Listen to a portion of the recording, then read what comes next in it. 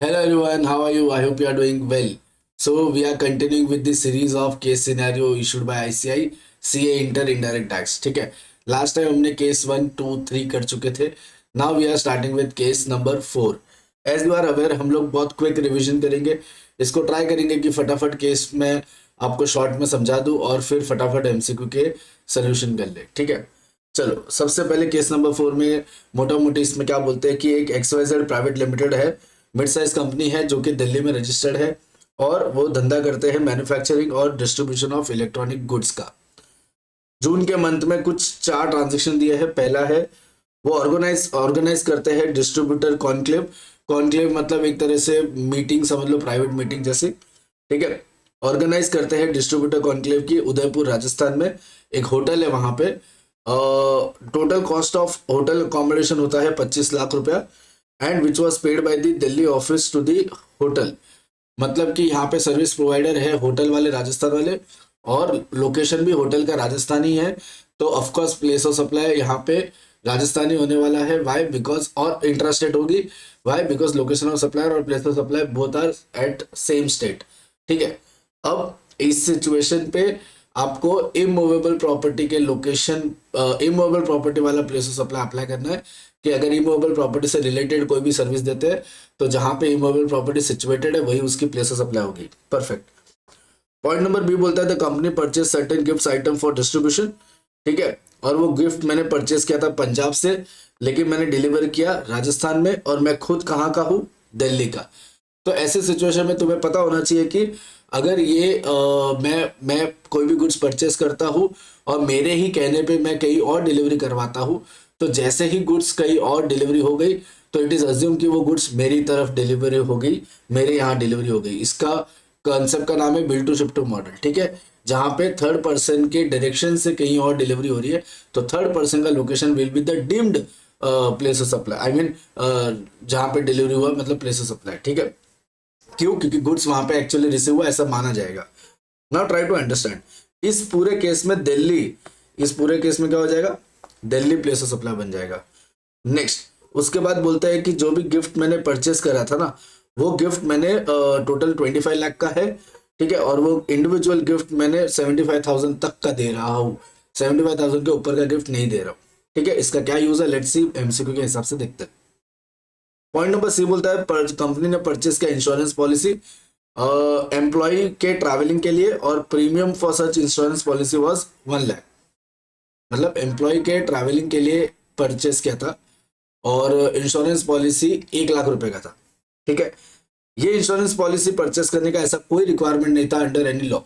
ठीक है, कंपनी ने रेंट पे लिया था न्यू वेयर हाउस उसके फैक्ट्री के बाजू में, जहां पे वो गुड्स ट्रांसपोर्ट करते थे फैक्ट्री से वेयर हाउस, वेयर हाउस से फैक्ट्री, और वो ट्रांसपोर्टेशन नॉन मोटराइज्ड कार्ड से करते थे. ठीक है, गुड्स गुड्स सिंगल ट्रिप में 5 लाख का ट्रांसफर हुआ था और जिसमें से वेयर हाउस का रेंट 18 लाख था और कुछ 11 महीने के लिए 18 लाख था, उसके बाद 21 मंथ था. ठीक है, एमसीक्यू की तरफ बढ़ते.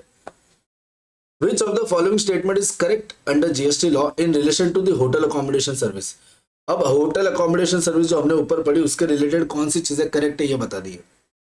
The hotel shall charge CGST SGST on the invoice issued to the company. मुझे यही सही लग रहा है अभी फिलहाल तो, क्योंकि interested supply. The hotel shall charge IGST. No, it is not right. The hotel issue bill of supply. No, it is not right because bill of supply तो आप एग्जाम सप्लाई में करते हो, यहाँ पे ये पूरी तरह से टैक्सेबल सप्लाई है. The hotel shall charge CGST SGST to the extent of charges are related to participant in Rajasthan. No, ऐसा कुछ IGST चार्ज होगा ही नहीं. ये पूरी की पूरी तरह से इंट्रास्टेट सप्लाई है. Point number 2, what shall be the place of supply in relation to the gift item purchased by the company. तो मैंने आपको बताया था यहाँ पे प्लेस ऑफ सप्लाई दिल्ली होगी because of bill to ship to model. मतलब all the goods actually deliver कहीं और हो रहे हैं, बट किसके डायरेक्शन में हो रहे? बायर के डायरेक्शन में. और बायर कहाँ का है? दिल्ली का. तो इट इज अज्यूम की दिल्ली में डिलीवर हो गया तो place of supply will be the Delhi. Which of the following statement is true in relation to the gift item and insurance policy purchased by the company? Insurance policy और gift item मैंने purchase कर रहा था, उसके related मेरी कौन सा वाला स्टेटमेंट ट्रू है? First, the company is not eligible for availing the input tax credit in relation to the both gift item and insurance policy. Now try to understand. ITC का पॉइंट ऑफ व्यू पूछा है तो एक बार analyse करते हैं. ITC ये बोलता है कि अगर तुमने इंश्योरेंस पॉलिसी एम्प्लॉय के लिए कर रखी है तो उसका आपको आईटीसी नहीं मिलेगा under section 17 subsection 5 unless and until आप सेम बिजनेस में हो, या फिर ये करना मैंडेटरी है as per any other law. यहाँ पे ना वो सेम बिजनेस में, ना यहाँ पे एक बार कहीं पे भी ऐसा लिखा है कि वो मैंडेटरी है, ठीक है, रिक्वायरमेंट है ही नहीं लॉ में, तो इसका आईटीसी आपको नहीं मिलेगा। अब रही बात गिफ्ट की, जो ये गिफ्ट परचेस किया था ना, अब जब भी मैं गिफ्ट परचेस करता हूं, आई मीन मैं गुड्स परचेस करता हूं, तो उसका आईटीसी मुझे नहीं मिलेगा अगर वो गुड्स मैं by way of gift distribute कर देता हूं, या रिटर्न ऑफ कर देता हूं, या मेरे से घूम जाते हैं, लॉस्ट हो जाते हैं, डिस्ट्रॉय हो जाते हैं, रिटर्न ऑफ हो जाते हैं। इन एनी केस अगर गुड्स चले जाते हैं, ठीक है, तो वो क्या माना जाएगा आपके केस में, उसके केस में आपको आईटीसी नहीं मिलेगा, ठीक है। और प्लस ये 75,000 का रिस्ट्रिक्शन जो है वो इनडायरेक्टली ये बताना चाह रहे हैं कि 50,000 से नीचे होगा तो सप्लाई नहीं मानी जाएगी, है ना, तो एनी विच आईटीसी वैसे भी नहीं मिल जाएगा, करेक्ट। बट यहाँ पे 50,000 75,000 से वो सिर्फ आपको गुमराह कर रहा है। यहाँ पे मेन मुद्दा ये है कि क्या इसका आईटीसी मिलेगा, आंसर इज नो, बिकॉज आपने क्या क्या है, गुड्स परचेस किया है by way of giving gift, ठीक है ना, परफेक्ट। क्या एम्प्लॉयर एम्प्लॉय को गिफ्ट दे सकता है? यस, दे सकता है, अप टू 50,000। वो सप्लाई की डेफिनेशन में अलग से वो कवर करते हैं। ये आईटीसी के पॉइंट ऑफ व्यू अगर बात करूं तो नहीं, आईटीसी नहीं मिलेगा, so correct answer would be the ए। लेकिन पॉइंट नंबर बी और सी पढ़ने में क्या हर्ज है, एक बार पढ़ लेते। Company is eligible to avail the ITC, no, ये पॉइंट रॉन्ग है, कंपनी आईटीसी अवेल कर ही नहीं सकते, ठीक है। Point number C, company is eligible to avail the ITC only on, no, ये भी नहीं कर सकते। There is no restriction of availing, no, restriction तो है। तो पॉइंट नंबर ए मेरे हिसाब से इसका आंसर हो जाएगा, ठीक है। अभी point number 4, which of the following statement is correct in relation to the issuance of e way bill for transportation of goods between factory and ware house. Non motorised cart से जो ware house से factory, factory से ware house shift हो रहा था ना, तो आपको पता होना चाहिए कि नॉन मोटराइज्ड कार्ट से अगर मैं शिफ्ट करूं तो ई वे बिल की नीड नहीं होती है, e way bill is not applicable. So e way bill is required to be issued by the company for each instance for irrespective, no, e way bill is not required to be issued in the given case of, हाँ correct. यहाँ पे value से फर्क नहीं पड़ता, अगर non motorise card से क्या ना, फिर चाहे मैं ज्यादा वैल्यू करूँ या कम वैल्यू करूँ, मेरे लिए ये क्या हो जाएगा, नॉट रिक्वायर्ड। तो ई-वे बिल मेरे लिए जरूरी एज सच यहाँ पे है नहीं। अभी पॉइंट नंबर सी की बात करते हैं। पॉइंट नंबर सी यहाँ पे नॉन मोटर, हाँ लिखा था, ठीक है। पॉइंट नंबर सी में क्या बोलते हैं, अब यहाँ पे कंफ्यूज मत होना, ये नहीं है, यहाँ पे मैं इसको रिमूव कर देता हूँ, अदरवाइज आप कंफ्यूज हो जाओगे, ठीक है। पॉइंट नंबर 5 की बात करते हैं। Which of the following statement is most appropriate in relation to the new ware house taken on rent. Rent पे जो न्यू वेयर हाउस लिया उसके लिए कौन सा अप्रोप्रिएट स्टेटमेंट है? Separate GST registration is not required. एक बार पढ़ लेते हैं कहाँ पे लिया है उसने रेंट पे। द वैल्यू ऑफ टू का rent new ware house near its factory in Delhi. Okay, Delhi में ही रेंट पे लिया है, तो दिल्ली में रेंट पे लेने के लिए अगर मैं रजिस्ट्रेशन के पॉइंट ऑफ व्यू बोलूं तो separate registration is not required mandatorily. हाँ, एक्चुअली सेपरेट रजिस्ट्रेशन अभी जरूरत तो है नहीं, separate registration is requirement, no, mandatorily requirement तो नहीं है। GST registration is required, no, casual taxable person के भी केस नहीं है। Separate registration is required once the rent is, no, ऐसा कुछ सर्विस वाइज नहीं होती, ओवरऑल एग्रीगेट टर्नओवर वाइज होती है। And if you are already registered, और फिर सेम ही स्टेट में अगर आप एक एडिशनल कोई ब्रांच टाइप खोल रहे हो तो आपको सेपरेट रजिस्ट्रेशन रिक्वायर्ड नहीं है मैंडेटरीली। हाँ, आप ले जरूर सकते हो अलग रजिस्ट्रेशन, लेकिन मैंडेटरी नहीं है। तो अगर मैंडेटरी नहीं है तो मैं सेकेंड प्लेस ऑफ बिजनेस को कैसे दिखाऊंगा? तो आप इसको एडिशनल प्लेस ऑफ बिजनेस के तौर पे दिखाओगे अपने ओरिजिनल रजिस्ट्रेशन पे, देयरफॉर सेपरेट रजिस्ट्रेशन की रिक्वायरमेंट तो नहीं है, ठीक है। इसी तरह से अपना ये केस हो गया, ये छोटा सा केस था, ठीक है, correct, separate registration is not required mandatory. अभी केस नंबर 5 पढ़ रहे हैं। केस नंबर 5 में क्या बोलते हैं? तो बोलते हैं विदुला इंपेक्स लिमिटेड है कंपनी जो did not opt for registration, अभी तक रजिस्ट्रेशन नहीं लेके नहीं लिया है। कंपनी लायबल फॉर रजिस्ट्रेशन, मतलब कंपनी ट्राई कर रही है कि कब मैं लायबल रहूं। फिलहाल उन्होंने टेम्पररी रजिस्ट्रेशन ले रखा है 15 जून को। कंपनी ने ये सारी सर्विसेज अवेल करी है। मोटर व्हीकल रेंटिंग की सर्विस ली है from blue taxi private limited, जिसके जिसके अंदर ब्लू टैक्सी का मतलब जीएसटी चार्ज कर रहा है 12% पे।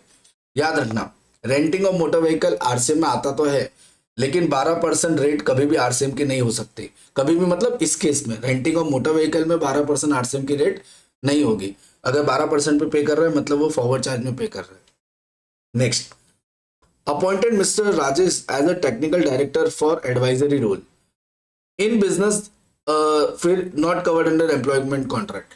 मैंने एक डायरेक्टर की सर्विस बेसिकली मैं अवेल कर रहा हूँ, और मैं कौन हूँ, मैं एक कंपनी हूँ, ठीक है, लिमिटेड। तो मैंने अगर डायरेक्टर की सर्विस अवेल करूंगा तो ऐसे और प्लस वो डायरेक्टर मेरा एम्प्लॉय नहीं है, क्योंकि एम्प्लॉय होगा तो फिर ये तो फिर neither supply of goods nor supply of service हो जाएगा, ठीक है। लेकिन अगर वो डायरेक्टर मतलब वो मेरा डायरेक्टर एम्प्लॉयमेंट कॉन्ट्रैक्ट में नहीं है, ठीक है, not covered under any employment contract, तो ये प्योर डायरेक्टर की सर्विस हो गई। इस केस में क्या आ जाएगा, आरसीएम लग जाएगा, ठीक है, और मैं पे करूंगा, मैं मतलब company. Next, during the course of business the company issued an invoice to a customer and erroneously charge higher value. अभी क्या हो रहा है, इसमें इनवॉइस इशू कर रहे हैं और 34,000 से थोड़ा सा हायर वैल्यू, मतलब 1 लाख का फॉर एग्जांपल सर्विस है, तो मैंने गलती से 1,34,000 का चार्ज कर दिया। तो अभी मुझे यहाँ पे वैल्यू ऑफ सप्लाई को गिराना है। जब भी वैल्यू ऑफ सप्लाई या टैक्स रेट या सॉरी टैक्स अमाउंट गिराना हो तो मैं क्या यूज करता हूँ, क्रेडिट नोट, और जब भी बढ़ाना हो तो मैं क्या यूज करूंगा, डेबिट नोट। फिर फरवरी मंथ में क्या हुआ है कि मैंने एक ईवे बिल जनरेट किया था, और after generation of eway bill buyer ने कैंसिल कर दिया बिफोर डिस्पैच। तो एक चीज आ रही ना, जब भी ईवे बिल कैंसिल होता है तो 24 आवर्स में, मतलब विद इन 24 आवर्स कैंसिलेशन का प्रोविजन है, ये याद रखना। नेक्स्ट, मार्च 2024 में बहुत हेवी लॉस होने की वजह से कंपनी को लगा कि ये धंधा बंद कर देते, कैंसिल कर देते रजिस्ट्रेशन को। 15 मार्च को हमने अप्लाई किया रजिस्ट्रेशन को कैंसिल करने का। ऑर्डर फॉर कैंसिलेशन आया हमें 30 मार्च को, और उसमें यह लिखा था कि आपका कैंसिलेशन होगा with effect from 15 March. Now you tell me कि अगर मैं कैंसिलेशन की बात करता हूं, चलो ठीक है, इसका एक बार एमसीक्यू के आएगा तब एक बार रीड कर लेते हैं। First, after the grant of temporary registration company needs to apply for registration within how much या how many days from the date of grant of temporary registration if no extension of a period is to be granted। देखो, अगर मैंने temporary registration लिया है और मैं कोई appeal वगैरह में नहीं जा रहा हूँ, कोई एक्सटेंशन नहीं फाइल किया, तो मेरे को करना पड़ेगा विद इन 90 डेज। तो आंसर इज 90 डेज। लेकिन अगर मैं अपील कर लेता हूँ तो मेरे को अपीलेट अथॉरिटी का ऑर्डर आने के बाद विद इन 30 डेज में अप्लाई करना पड़ेगा। तो 30 डेज और 90 डेज में कंफ्यूज मत होना, अभी इसका आंसर ओरिजिनली 90 डेज है। Which of the following input service are liable to be GST under reverse charge. तो मैंने 2 इनपुट सर्विस ली थी, रेंटिंग और मोटर डायरेक्टरशिप का सर्विस। तो मैंने बताया था रेंटिंग तो जाएगा फॉरवर्ड में, क्योंकि वो 12% पे चार्ज कर रहा है। इसका मतलब सिर्फ बी आंसर होगा, बोथ नहीं होगा, नीदर ए और बी भी नहीं, नॉर ए और नीदर ए नॉर बी भी नहीं होगा। So answer would be directorship service. Which document is required to be issued by the company in respect of invoice issued on 28 Feb. 28, अच्छा ये Feb के time पे कौन सा, सॉरी ये नहीं था, ये था 28 फेब। तो इस दौरान जो भी मेरे को कौन सा डॉक्यूमेंट इशू करना पड़ेगा वैल्यू सप्लाई को गिराने के लिए, तो हमें इशू करना पड़ेगा क्रेडिट नोट, ठीक है। Next, company needs to file final letter. अब फाइनल लेटर की ड्यू डेट क्या होती है, फाइनल लेटर की ड्यू डेट होती है within 3 month from date of cancellation और order of cancellation, whichever is earlier। Now try to understand, यहाँ पे डेट ऑफ कैंसिलेशन क्या है, कब से कैंसिलेशन इफेक्ट हो रहा है, 15 मार्च, और ऑर्डर ऑफ कैंसिलेशन क्या है, 30 मार्च। तो 15 मार्च और 30 मार्च में से विच एवर इज अर्लियर नहीं है इसमें, विच एवर इज लेटर है, ठीक है। तो इसमें से विच एवर इज लेटर कौन सा डेट है, तो इसमें से विच एवर इज लेटर आ जाएगा 30 मार्च। इसके अंदर 3 महीने ऐड कर दो, ये इंपॉर्टेंट है बाय द वे। ये आपको सब्जेक्टिव पेपर में भी मिल सकता है, ठीक है। 3 मंथ कैसे ऐड करेंगे, 31 मार्च से लेके अप्रैल मई जून, तो 30 जून। तो आंसर क्या हो जाएगा, 30 जून। 30 जून वुड बी द आंसर कि ये आपको फाइनल रिटर्न 30 जून तक भरनी पड़ेगी, ठीक है। फिर आता है which of the following statement is correct in respect of e way bill generated for the goods in the month of February. February month में जो ई वे बिल कहाँ पे किया था जनरेट, पहले वाले केस सिनेरियो से कंफ्यूज मत होना, पहले वाले में नॉन मोटराइज कार्ड से किया था। यहाँ पे ईवे बिल, अच्छा यहाँ पे ईवे बिल वो जनरेट करके कैंसिल कर दिया था बायर ने। तो मैंने बताया था 24 आवर्स में अपने ये e-way bill can be cancelled with in 24 hours. तो ये करेक्ट स्टेटमेंट है, करेक्ट स्टेटमेंट पूछा था ना, तो आंसर इज बी, ठीक है। ये 90 डेज डायरेक्टरशिप क्रेडिट नोट 30 जून और यहाँ पे ईवे, ठीक है, परफेक्ट। चलो ये भी केस खत्म हो गया। थोड़ा सा फास्ट जा रहे हैं बिकॉज अपने को तुम्हारा टाइम बचाना है मुझे, क्योंकि 30 केस स्टडीज है, ठीक है। केस सिनेरियो नंबर 6, इसमें क्या होता है, इसमें मोटा मोटी मैं आपको क्विकली बता देता हूँ। इसमें डिलाइट ब्रदर पार्टनरशिप फर्म है, रेस्टोरेंट बिजनेस चलाते हैं, कंपोजिशन लेवी में है, क्योंकि restaurant business composition levy section 10(1) में एलिजिबल है, जिसका प्रीवियस ईयर का turnover of course eligibility criteria meet कर रहा होगा, इसीलिए वो एलिजिबल है। और अभी का टर्नओवर अप्रैल मंथ का है 12 लाख रुपए, ठीक है। न्यू ऑर्डर रिसीव होते हैं मई में, और ये इनको एक मेस फैसिलिटी का ऑफर आता है। कहाँ कहाँ पे, एक तो ऑफर आता है हायर सेकेंडरी स्कूल में चलाने का, दूसरा ऑफर आता है knowledge institute technology and engineering college का, जो कि अप्रूव्ड बाय AICTE और UGC है, और फ्रंटलाइन हॉस्पिटल है। तो ये आपको पता होना चाहिए कि जब भी मैं ये मेस फैसिलिटी वगैरह सर्विस दूंगा, ठीक है, मतलब केटरिंग की सर्विस, तो वो कोई भी सर्विस प्रोवाइड करता है एजुकेशन इंस्टीट्यूशन को। कौन सा वाला एजुकेशन इंस्टीट्यूशन, सिर्फ और सिर्फ प्री स्कूल और हायर सेकेंडरी स्कूल वालों को, तो वो एग्जेम्प्ट होता है। उसके अलावा किसी को भी करोगे, फिर चाहे वो एजुकेशन इंस्टीट्यूशन बाकी 2-3 जो है उनमें से आते, तो वो भी टैक्सेबल होंगे। मतलब ये हो जाएगा एग्जेम्प्ट, है ना, और ये हो जाएगा टैक्सेबल, ये भी हो जाएगा टैक्सेबल। सिर्फ और सिर्फ विश्वास पब्लिक स्कूल को जो मैंने सर्विस दी है मैथ्स फैसिलिटी की, वो एग्जाम्प्ट हो जाएंगे, ठीक है। मैं catering service coral limited company को भी देता हूं, और ये सर्विस मैंने प्रोवाइड की थी 3 जुलाई को, जिसका इनवॉइस मैंने अभी तक इशू नहीं किया है till the month end of the August month, लेकिन इसका पेमेंट मुझे 25 जुलाई को आ गया है, और मेरे बैंक अकाउंट में क्रेडिट हुआ है 28 जुलाई को। अभी क्लियरली मालूम पड़ रहा है कि आरसीएम का टाइम ऑफ सप्लाई का आपसे सवाल पूछ रहे हैं। नाउ ट्राई टू अंडरस्टैंड, ये एक गुड्स है सर्विस, तो आंसर इज ये एक सर्विस है। दूसरा, ये फॉरवर्ड सर्विस है या आरसीएम है, तो आंसर इज केटरिंग सर्विस में कोई आरसीएम नहीं है, तो ये फॉरवर्ड सर्विस है। फॉरवर्ड सर्विस में का टाइम ऑफ सप्लाई क्या बोलता है, क्या तुमने इनवॉइस टाइम पे इशू किया है, यस और नो। अगर तुमने इनवॉइस टाइम पे इशू किया है तो date of invoice, date of payment, which ever is earlier. अगर तुमने टाइम पे इशू नहीं किया है तो date of provision of service, date of payment, which ever is earlier. Simple. Time पे इशू करने का टाइम है क्या, तो अगर तुम नॉर्मल हो तो जब भी आपका सर्विस प्रोवाइड किया है उससे विद इन 30 डेज, और अगर आप बैंकिंग वाले हो तो विद इन 45 डेज। यहाँ पे आप नॉर्मल हो तो विद इन 30 डेज। 3 जुलाई का 30 डेज होता है 3 अगस्त के आसपास, एग्जैक्ट गिनने मत जाओ, बट मुद्दा यहाँ पे ये है कि मैंने एंड ऑफ द अगस्त तक इनवॉइस इशू नहीं किया है।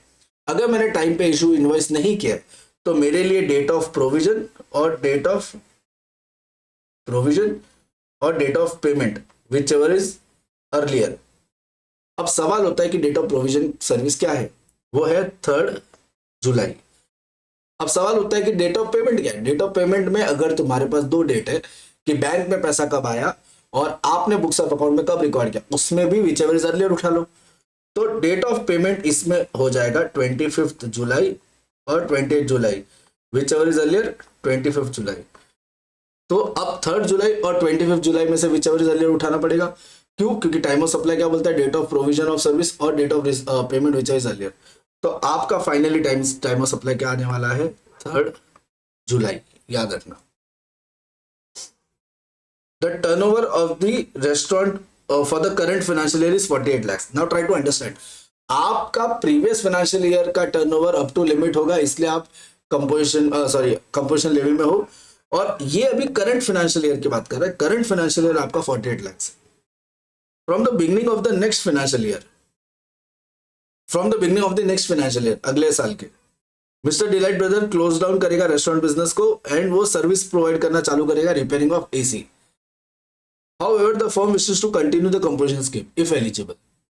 अब देखो सेक्शन 10 सबसेक्शन 1 के अंदर तीन लोग आते हैं। एक रेस्टोरेंट सर्विस प्रोवाइडर, दूसरा नॉर्मल ट्रेडर, है ना। मतलब कि आप समझो बात को, आप कंपोजिशन लेवी में अगर आना चाहते हो तो आप ऐसे नहीं आ सकते, ठीक है। अगर आप गुड्स वाले हो, गुड्स वाले, तो ही आप कंपोजिशन लेवी में आ सकते हो। लेकिन सर्विस वालों के लिए एक और सेक्शन है, और वो सेक्शन कौन सा है? 10 सबसेक्शन 2 नहीं, 10 सबसेक्शन 2A। अगर आपको सर्विस के अंदर कंपोजिशन में आना है तो आपको करना पड़ेगा सेक्शन 10 सबसेक्शन 2A के अंदर रजिस्टर। लेकिन जो भी इंसान 10(1) में एलिजिबल है वो 10(2A) नहीं अवेल कर सकता, फिर चाहे उसने 10(1) अडॉप्ट नहीं किया हो। लेकिन ऐसे सिचुएशन में क्या होगा वो हम MCQ पढ़ेंगे, फिर देखते हैं। पहला question, compute the tax liability of messrs Delight brothers for the month of April. April में मतलब ये 12 लाख के ऊपर टैक्स लायबिलिटी करना है। अब यहाँ पे 18% वगैरह करने मत बैठे ना, कंपोजिशन लेवी है। Composition levy of restaurant service कितना आता है? 2.5% प्लस 2.5%, मतलब टोटल 5% आता है, याद है ना। तो अब 12 लाख पे 5% करेंगे या 2.5 करेंगे, जो भी करेंगे, तो अगर 5% करते हैं तो 60,000 होता है। अब ऑफकोर्स वो CGST और SGST, मतलब CGST SGST 30 ईच, तो आंसर इज C। ये मत कर देना गलती से, ठीक है। Out of new order received by the firm in a May, which of the following service are exempt from GST। मतलब कि जो मैंने मई में सर्विस दी उसमें से एग्जाम कौन सी है? तो मैंने बताया आपको विश्वास पब्लिक स्कूल वाली सर्विस एग्जाम्प्ट है, बाकी सब टैक्सेबल है। तो इसमें सर्विस ये एग्जाम्प्ट है। अच्छा, ऑप्शन ये वाले, तो ओनली वन, तो option is C, answer is C, क्योंकि ये नहीं है, ये नहीं है। Perfect. Time of supply of catering services, अभी हमने निकाला टाइम ऑफ सप्लाई कितनी होगी? 3 जुलाई। परफेक्ट। टाइम ऑफ सप्लाई कितनी आने वाली है? 3 जुलाई। Which of the following statement is most appropriate in respect of next financial year for Mrs. Delight Brothers?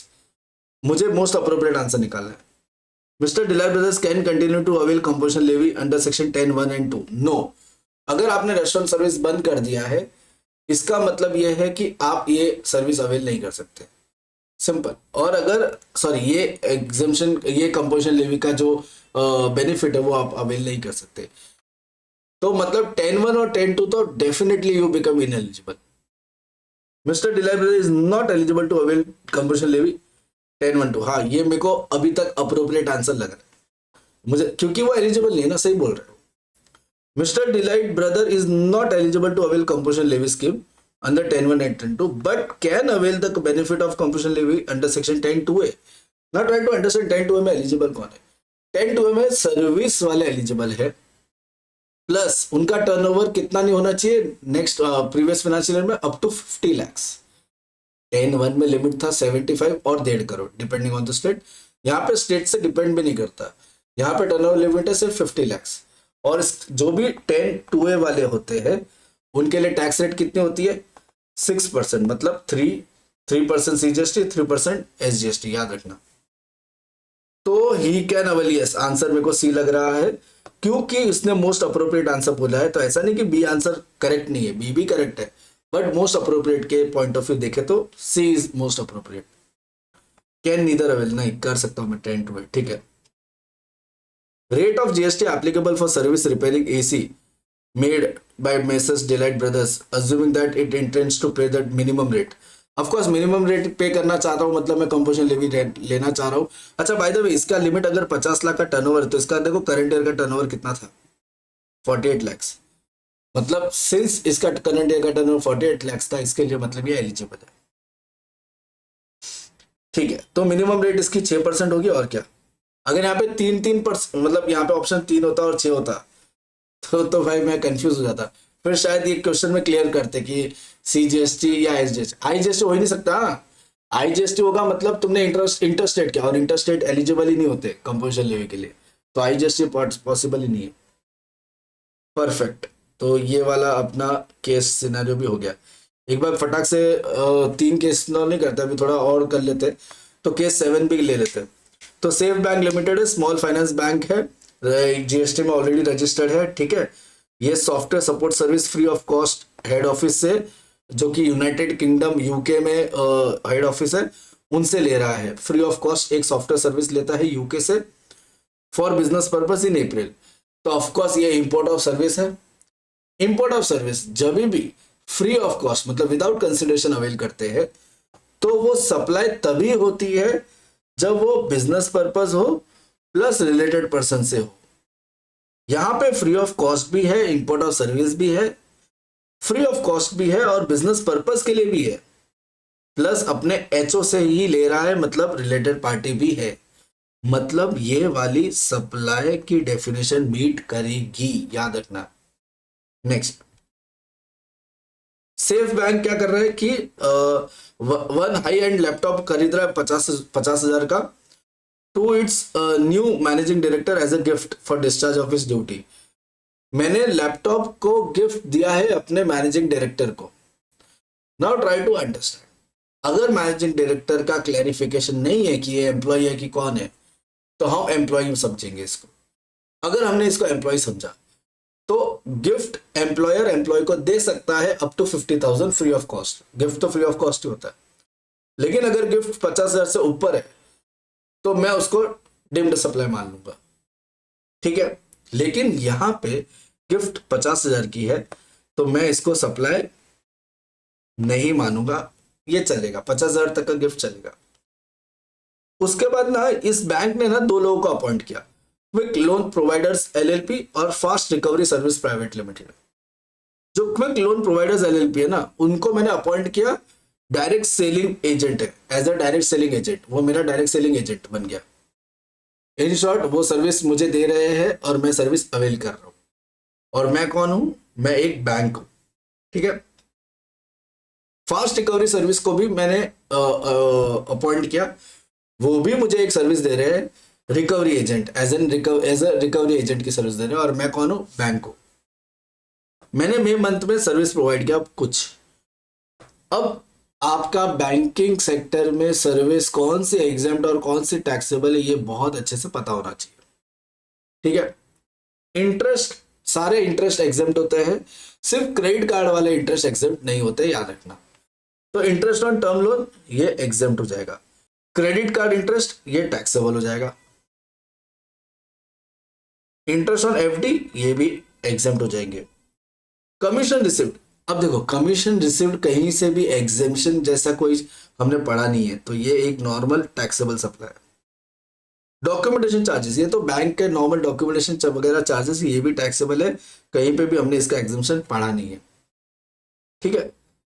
उसके बाद sale of foreign exchange currency हो गया, ये तो क्या हो जाएगा? एग्जाम्प्ट।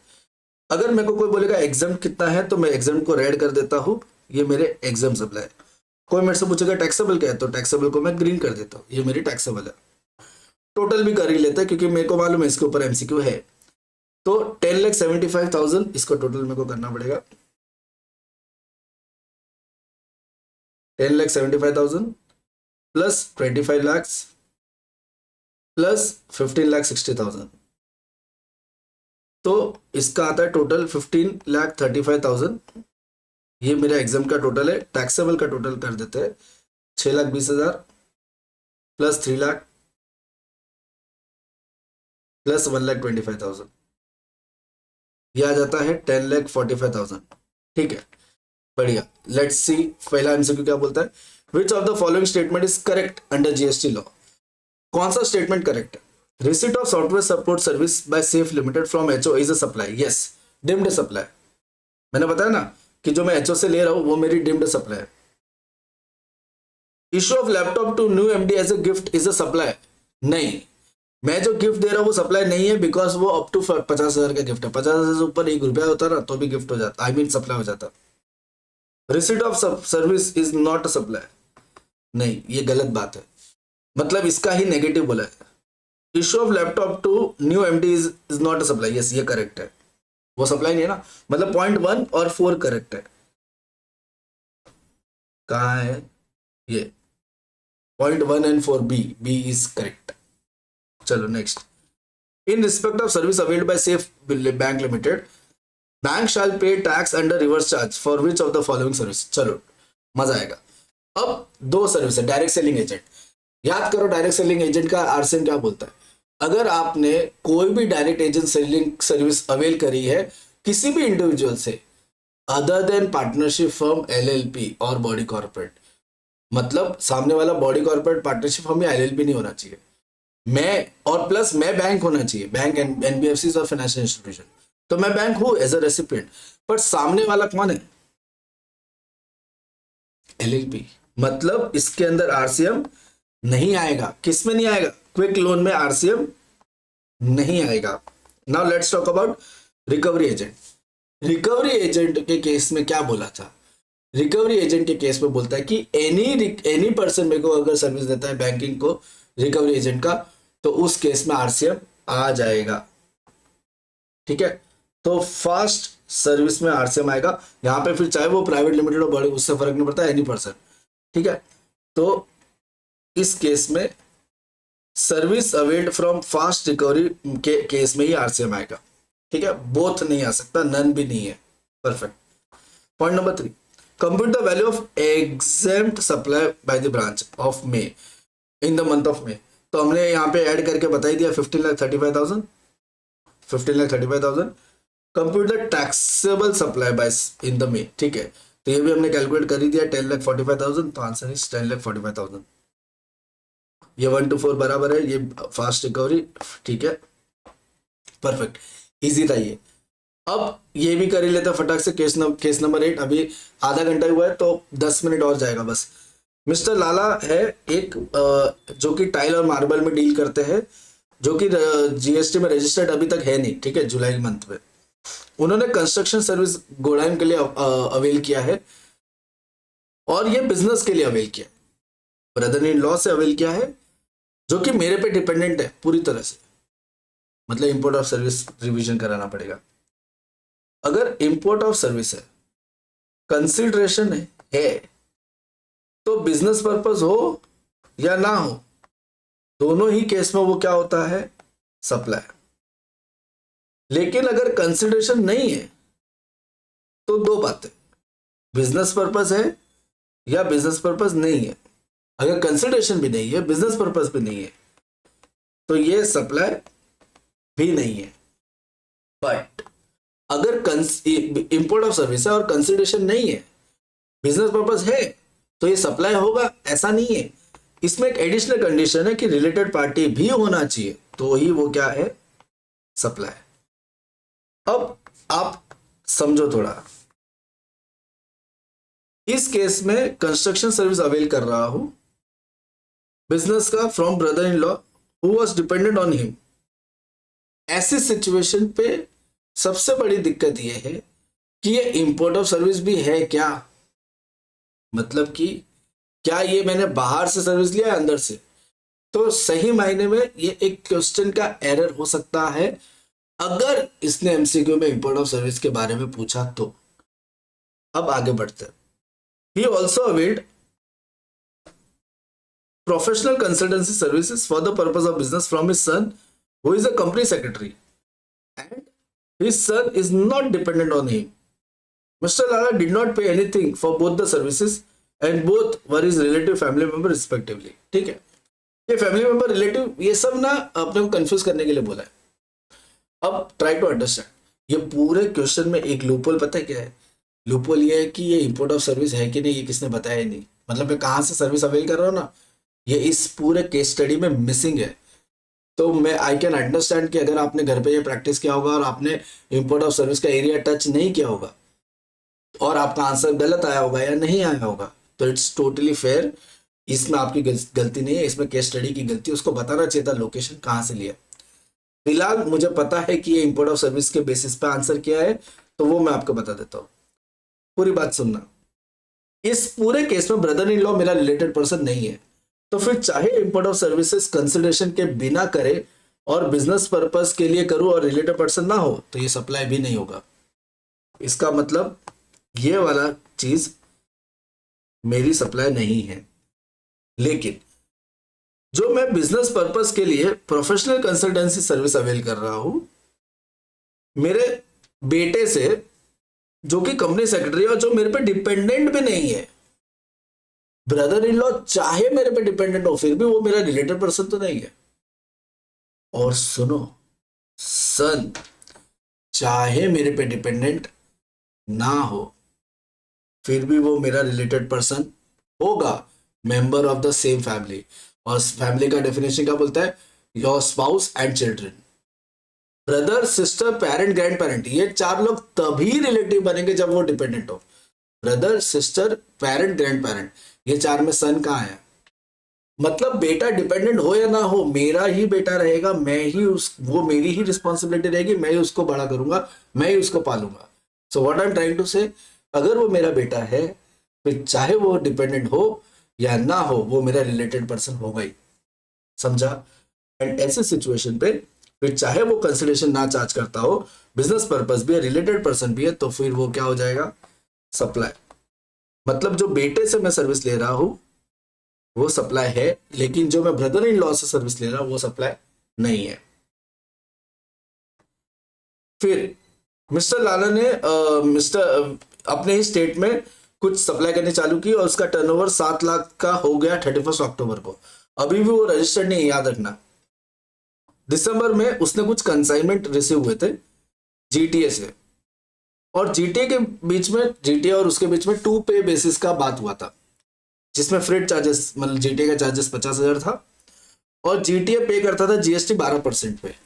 ठीक है, अब तुम्हें भी पता है कि जब जीटीए 12% पे करता है मतलब उसने क्या किया होगा? फॉरवर्ड चार्ज ऑप्ट किया होगा, हाँ है ना? और अगर ये फॉरवर्ड चार्ज ऑप्ट किया होगा मतलब आरसीएम नहीं लगेगा। लेकिन एक छोटा सा ट्विस्ट याद रखना, जीटीए की सर्विसेज के ऊपर फॉरवर्ड चार्ज या आरसीएम तभी आता है जब रेसिपिएंट वो 7 कैटेगरी के हो: factory, cooperative society, societies, casual taxable person, registered person. याद रखना उसमें रजिस्टर्ड पर्सन भी होता है, और ये बंदा मिस्टर लाला अनरजिस्टर्ड पर्सन है।